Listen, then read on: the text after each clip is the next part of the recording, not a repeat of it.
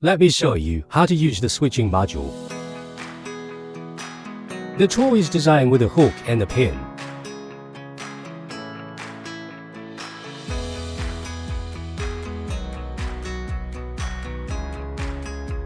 Just insert the wires into the grooves, then use the tool to fix them, and cut the extra wires one by one.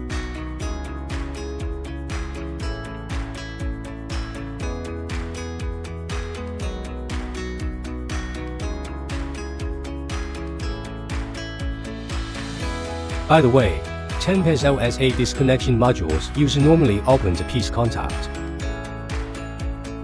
A test cord can be inserted into a pair to test each side of the circuit independently.